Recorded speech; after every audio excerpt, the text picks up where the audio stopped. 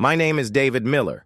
I'm 45 years old, been a cop for nearly 20 years, and until 3 months ago, I thought I had everything a man could want. Married to Caroline for 18 years. 2 beautiful daughters, Emily, 17, and Grace, 15. A house in the suburbs with a 2-car garage and a backyard where we used to have barbecues every 4th of July. I built my life on 3 principles: discipline, loyalty, and sacrifice. Every double shift I worked, every overtime hour I logged, every holiday dinner I missed because someone had to keep the streets safe. It was all for them. Caroline understood that, or so I thought. She'd kiss me goodbye when I left for night shifts, have coffee waiting when I dragged myself home at dawn. The girls would show me their report cards, their soccer trophies, their art projects, and I'd tell myself that missing their games was worth it if it meant they had everything they needed. The house we lived in wasn't fancy, but it was ours. I'd paid off half the mortgage already, something I took pride in every month when I wrote that check. Caroline decorated it just the way she wanted. Soft colors, family photos on every wall, fresh flowers in vases she'd collected over the years. She managed everything while I worked. Parent-teacher conferences, doctor appointments, teenage drama. I thought we were a team. About 4 months ago, Caroline started taking the girls on what she called bonding days. Mother-daughter time, she said. Shopping trips, movies, lunch at nice restaurants. The girls are growing up so fast, she'd tell me, running her fingers through my hair as I sat at the kitchen table after a long shift. I want to make memories with them before they're off to college. How could I argue with that? It seemed like something a good mother would do.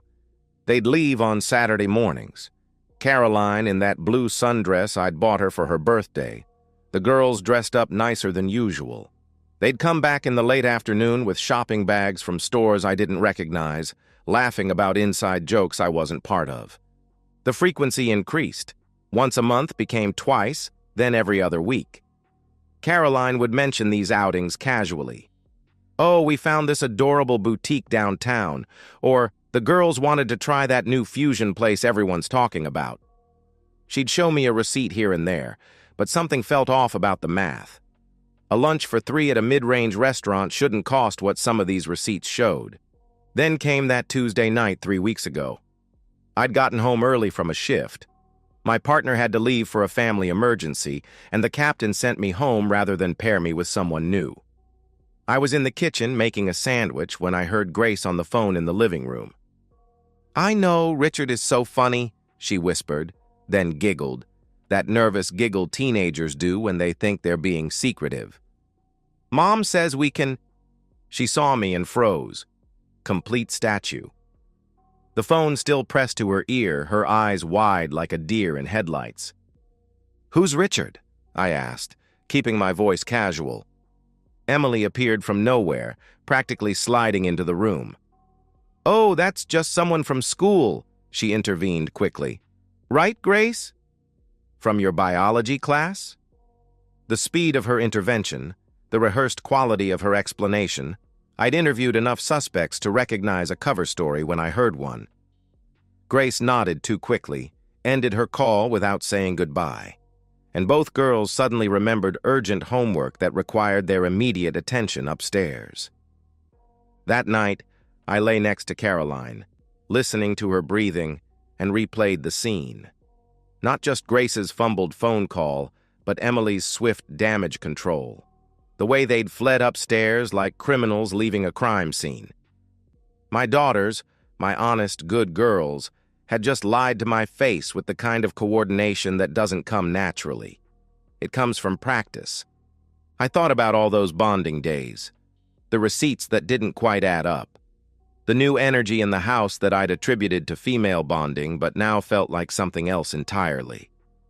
Caroline shifted in her sleep, murmuring something I couldn't make out, and I wondered who she was dreaming about. The next morning, Caroline announced another girls' day planned for the weekend. "There's a craft fair in Riverside," she said, not quite meeting my eyes as she poured coffee. "The girls have been asking to go." I looked at Emily and Grace. They exchanged a glance, quick, but not quick enough. Emily's lips twitched into the beginning of a smile before she caught herself.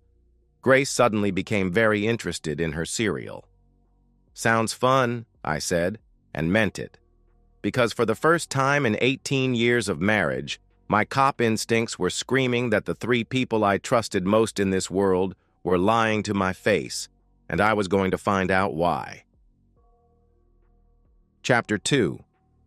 The Shadow of Doubt. That week stretched like a rubber band pulled to its breaking point. Every interaction with my family became evidence to catalog, every conversation a potential interrogation. I hated myself for it, for studying Caroline's face when she talked about grocery shopping, for noting how quickly Emily changed the subject when I asked about school, for watching Grace's hands fidget whenever I was in the room. Wednesday night, I checked Caroline's purse while she showered. Among the usual items, lipstick, hand sanitizer, her reading glasses, I found a receipt from Bella's, an upscale restaurant 40 minutes away. The date matched their last shopping trip to the mall. The total showed 4 entrees, 4 drinks, 4 desserts. Not 3, 4. My hands shook as I photographed the receipt and carefully placed it back exactly as I'd found it. In 18 years, I'd never gone through my wife's purse. Now, I was treating her like a suspect, and the evidence was mounting. Thursday, I came home for lunch unexpectedly. Caroline was on the phone in the bedroom, door partially closed. I stood in the hallway listening to my wife laugh, really laugh the way she used to when we first dated. I know, she said into the phone.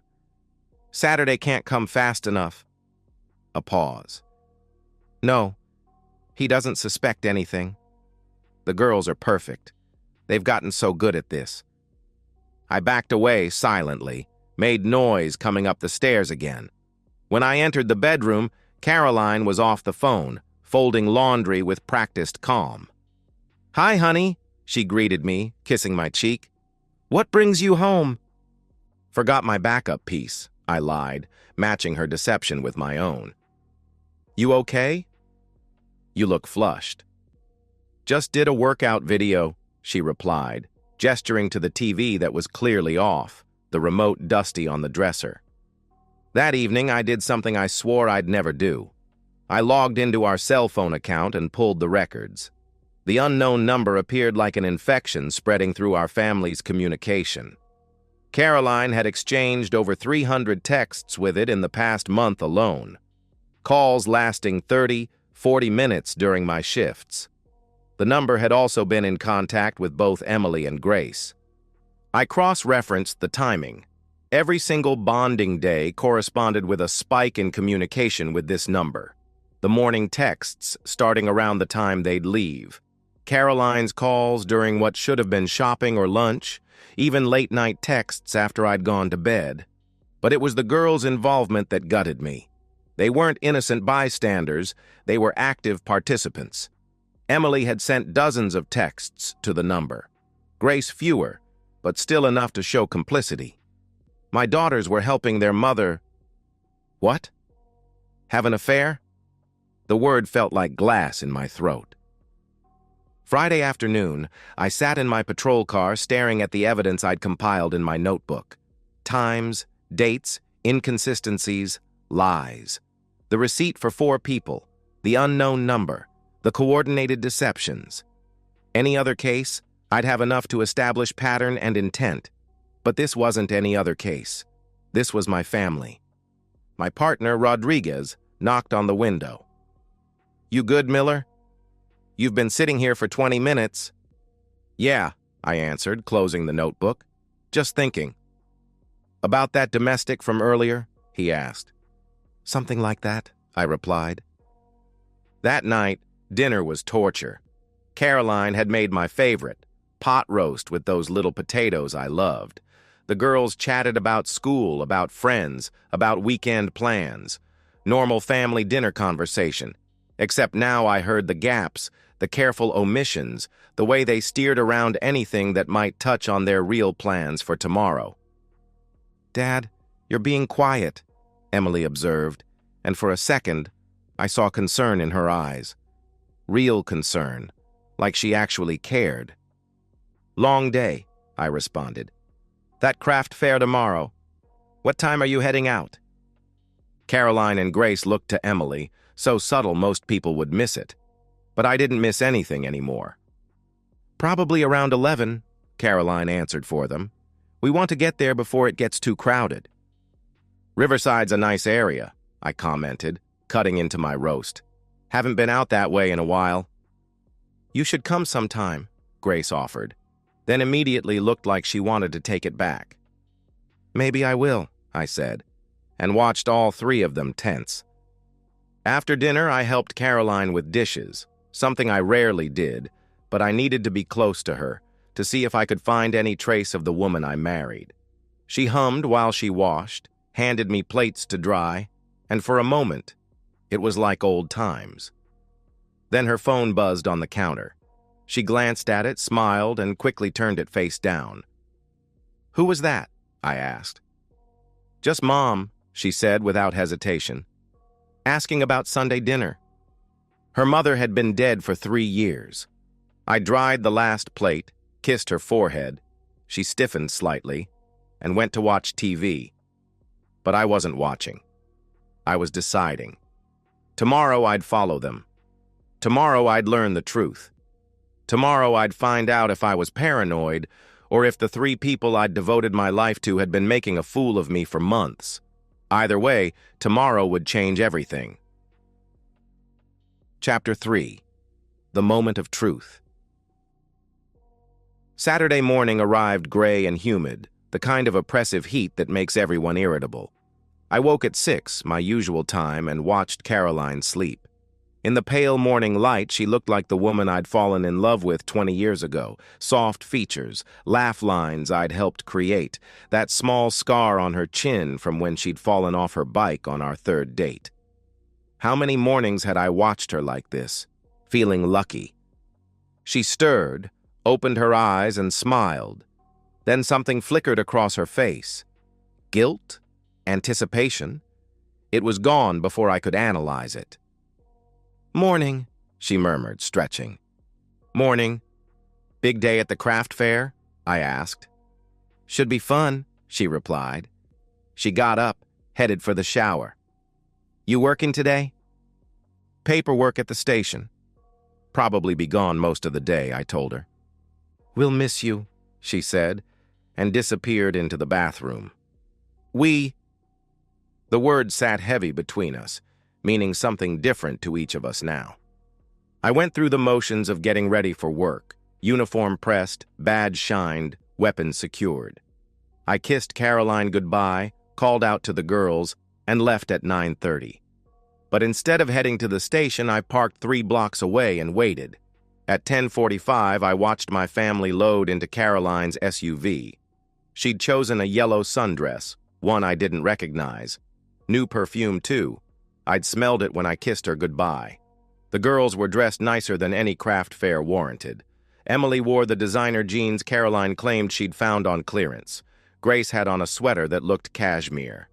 I followed at a distance, my unmarked car invisible in Saturday morning traffic. They took Route 9 toward Riverside, and for a few minutes I allowed myself to hope. Maybe there really was a craft fair. Maybe I'd built this all up in my head, a paranoid cop seeing crimes where there were none.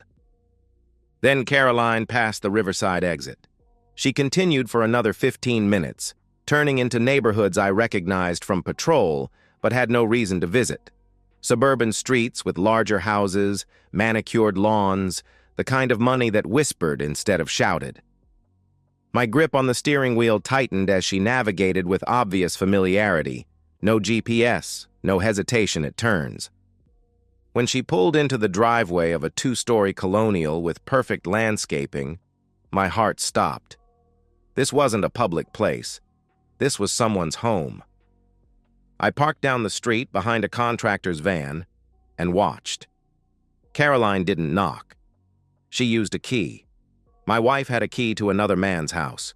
The girls followed her inside like they'd done it 100 times before.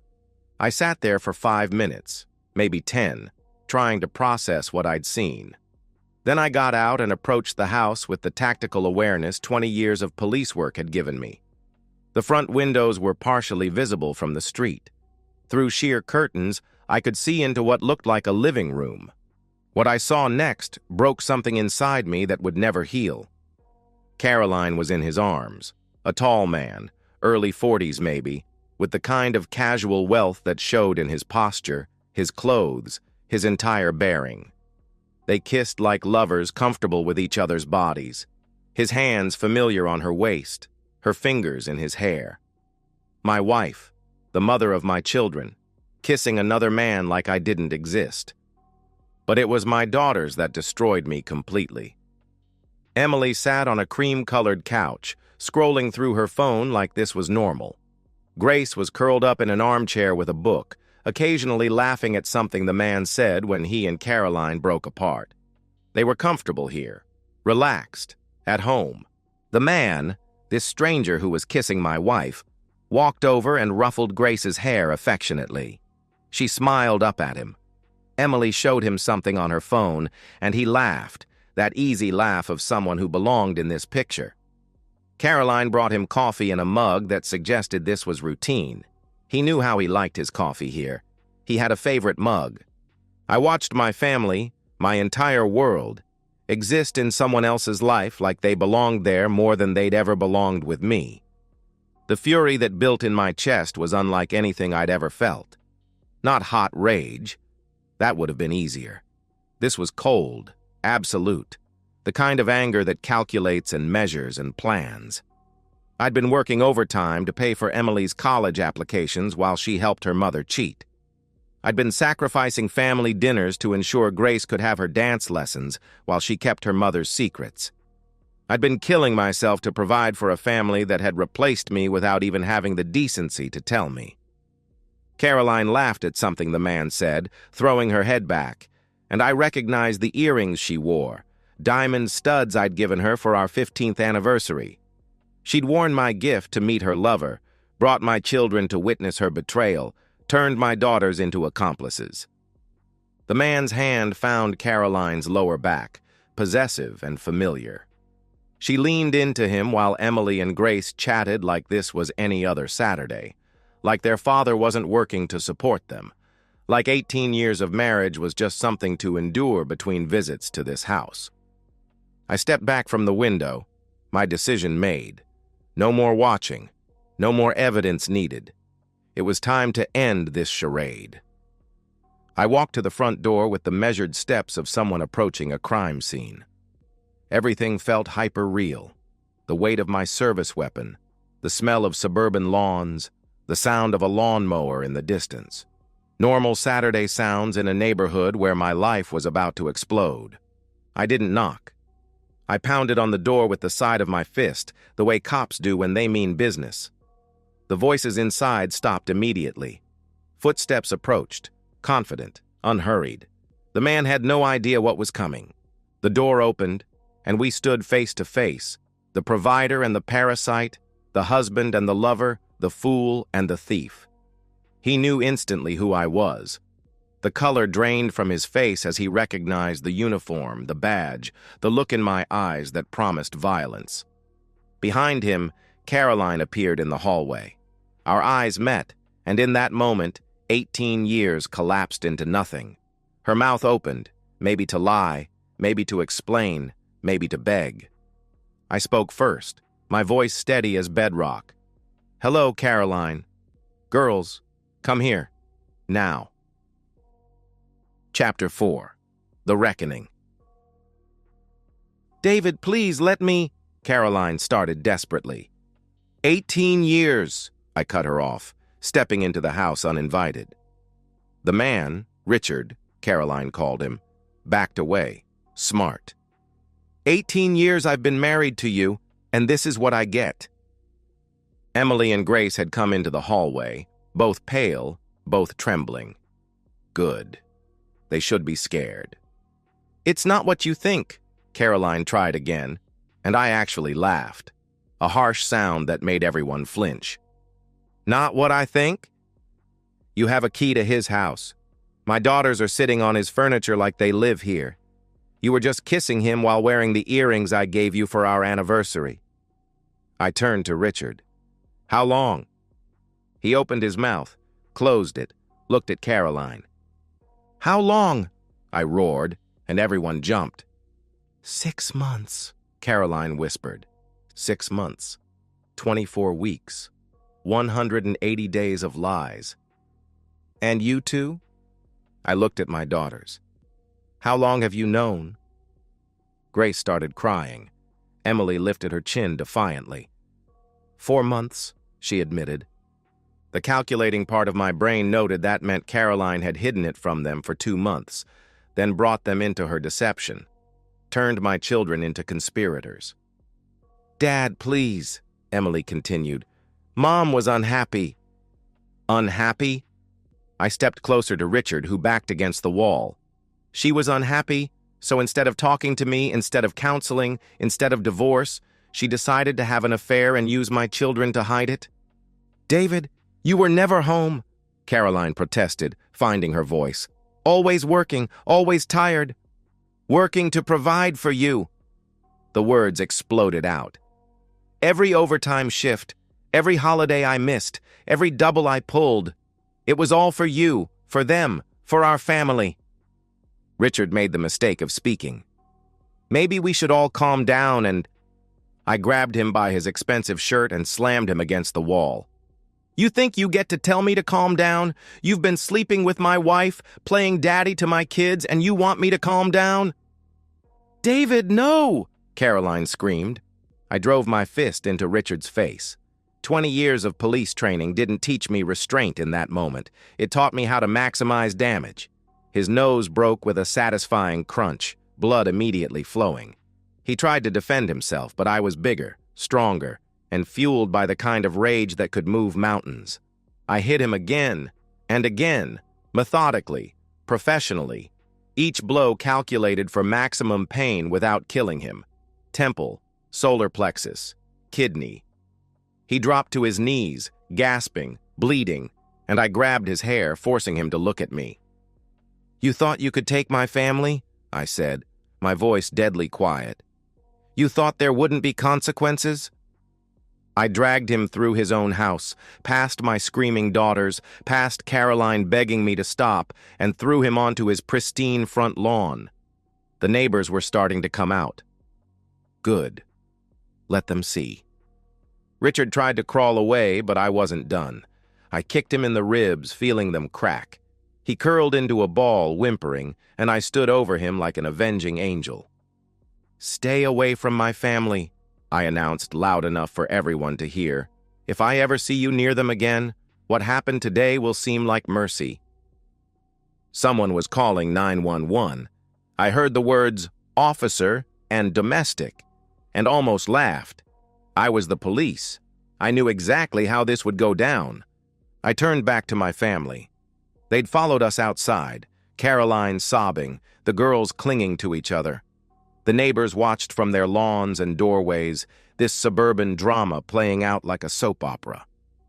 "You," I pointed at Caroline, "are done. The marriage is over.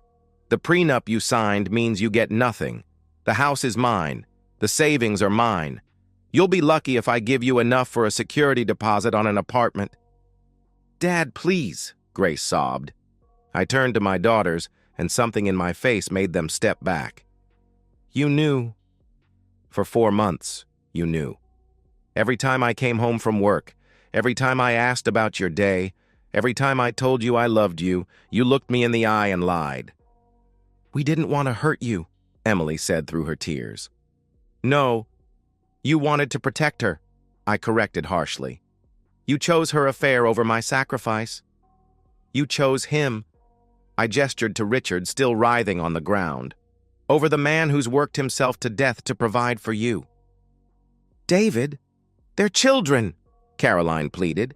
"They're old enough to know right from wrong, old enough to make choices. And they chose to betray me, just like you," I responded coldly. I could hear sirens in the distance. Time to wrap this up. "You have until tomorrow morning to get your things and get out of my house," I declared. Whatever you can't carry leaves with the trash. The locks will be changed by noon." "Where will we go?" Caroline asked desperately. "I don't care." "Maybe Richard will take you in." "Oh, wait." I looked at him trying to sit up, his face a mess of blood and bruises. "He doesn't look like he'll be taking anyone in for a while." The police cars were pulling up now. I knew the officers who got out, Martinez and Samuel from my precinct. They looked at me, at Richard, at the scene, and understood immediately. "Miller?" Martinez said carefully. "He was sleeping with my wife," I explained simply. "I found them here with my kids." I reacted. Samuel looked at Richard. "Sir, do you want to press charges?" he asked. Richard looked at me, at my fellow officers, at the reality of his situation. He shook his head. "Smart man," I commented. "Officers, I'll be taking my family home now." "David, we can't just—" Caroline started. "Yes, we can. And we will," I interrupted. I looked at each of them, my lying wife, my treacherous daughters. "Get in the car." Now. They didn't move. "Get in the car!" I shouted. They scrambled to Caroline's SUV. I turned to Martinez. "I'll file my report in the morning," I told him. He nodded. Professional courtesy. The blue wall. Richard would get no justice here, just like I'd gotten no loyalty from my family. I followed them home in my car, watching Caroline's SUV weave slightly, her hands shaking on the wheel, no doubt. Good. Let them feel a fraction of what I felt. At home, I stood in the doorway while they filed past me. "You have until 9 tomorrow morning. Take only what you can carry. Leave your house keys on the kitchen table," I instructed. "Daddy, please," Grace tried one more time. "I'm not your daddy anymore," I said, the words cutting her like a blade. "Your daddy is apparently Richard, or whoever your mother moves on to next." I went to my study and locked the door, listening to them cry and pack and scramble. Caroline tried the door several times, knocking, pleading, but I was done listening to her voice. 18 years of listening had gotten me nothing but betrayal. That night I sat in my chair with my service weapon on the desk, not to use it, but to remind myself that I had power. I had control. I had taken back what was mine, my dignity, my house, my life. By morning, they were gone. Epilogue. Living with the ashes. 3 months have passed since I destroyed my family in that perfect suburban neighborhood. I say destroyed because that's what everyone else calls it. My captain, the department shrink they made me see, the lawyers. But I know the truth. I didn't destroy anything. I simply revealed what was already broken. The house is quiet now. I've removed all the family photos, packed away 18 years of memories in boxes I'll probably never open. The walls are bare, but at least they're honest. No more lies hanging in frames. No more fake smiles frozen in time. Caroline got exactly what the prenup specified, the minimum. $10,000 and her personal belongings. She fought it, of course, hired a lawyer who tried to argue emotional distress, coercion, abandonment. But I had the evidence, the texts, the receipts, the 6-month affair she'd admitted to in front of witnesses. The judge, a man who'd been divorced twice himself, wasn't sympathetic. She and the girls moved into a 2-bedroom apartment on the east side. Emily had to give up her spot at the private school, couldn't afford the tuition anymore. Grace quit her dance lessons. They both got part-time jobs at a mall food court. Caroline found work as a receptionist at a dental office, making in a month what I used to make in a week of overtime. Richard? His face healed, but his life didn't. Turns out his investment firm had a morality clause. The scandal, a bloodied executive beaten by a police officer on his own lawn, cost him his partnership. His wife divorced him and took him for everything the prenup didn't protect. Last I heard, he'd left the state entirely. Good riddance. The girls tried reaching out at first. Texts I didn't answer. Calls I didn't return. Emily sent a letter. pages of apologies, justifications, pleading for understanding. I burned it without reading past the first line. Grace left a voicemail on my birthday, crying so hard I could barely understand her. I deleted it. My lawyer handles the mandatory support payments. Court-ordered for the girls until they're 18, nothing for Caroline. I pay exactly what's required, not a penny more. No college funds, no car insurance, no cell phone bills. They wanted to protect their mother's affair? They can live with her choices. The department gave me a commendation last month, some drug bust I'd worked before everything fell apart. I stood on the platform, accepted the medal, and felt nothing. Rodriguez mentioned Caroline had called the station, trying to get information about me. They told her to stop or they'd charge her with harassment. I've been seeing someone, nothing serious, just a woman from the gym who doesn't ask questions about why I don't have family photos in my house. She doesn't know the whole story, just that I'm divorced. Maybe someday I'll tell her. Maybe not. Trust isn't something I give freely anymore. Sometimes, late at night, I stand in what used to be Grace's room. She left some things behind. A stuffed bear she'd had since she was 3, some books, a poster of her favorite band. I haven't touched any of it. It serves as a reminder of what betrayal costs, what choosing sides means. Emily graduates high school this year. I heard through the grapevine she didn't get into any of the colleges she'd applied to, couldn't afford the application fees for enough schools, didn't have the extracurriculars anymore. She'll go to community college maybe, or maybe she'll just work. Not my problem anymore. Caroline ran into Martinez's wife at the grocery store last week. She broke down crying in the cereal aisle, apparently. Said she missed me, that she'd made a terrible mistake, that the girls were suffering. Martinez's wife, who'd been cheated on herself years ago, told her she'd made her bed and now had to lie in it. Alone. Do I have regrets? Number. Regret implies I would do something differently, and I wouldn't. They had choices.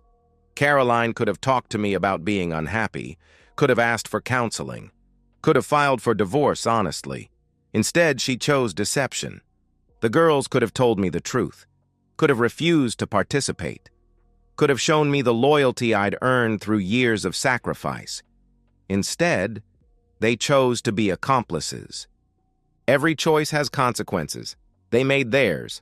I made mine. I kept my house, my pension, my dignity. They kept each other and the knowledge that when tested, their loyalty was for sale. When push came to shove, they stood with betrayal over truth, with comfort over honor, with a stranger over the man who'd given them everything. Some people have said I went too far, that I should forgive the girls at least, that they were manipulated, that they were just trying to keep their family together. But they're wrong. Family isn't about blood or obligation. It's about loyalty, trust, and choosing each other when it matters. They didn't choose me, so I didn't choose them. The house is quiet now, but it's an honest quiet. No whispered phone calls, no secret texts, no coordinated lies. Just me and the truth, which is more than I had for 6 months while my family played house with another man. I gave them everything, my youth, my health, my time, my trust. They gave me betrayal wrapped in bonding days and seasoned with deception. When I caught them, I gave them exactly what they deserved. Nothing. Some might call it harsh. I call it justice. They chose their side when they chose to lie to me, and now they're living with the consequences of that choice. As am I. The difference is, I can live with my choices. I wonder if they can say the same. And so, we've reached the end of today's story. Was it what you expected, or did it take a twist you didn't see coming? I'm curious to hear your thoughts. Share them in the comments below, and let's get a conversation going. If this story kept you hooked, make sure to hit that like button. And if you're new here or just haven't subscribed yet, now's the perfect time to join our community. I bring you fresh, captivating stories every day, so click that subscribe button and turn on notifications so you never miss out. Thanks for watching, and I'll see you in the next one.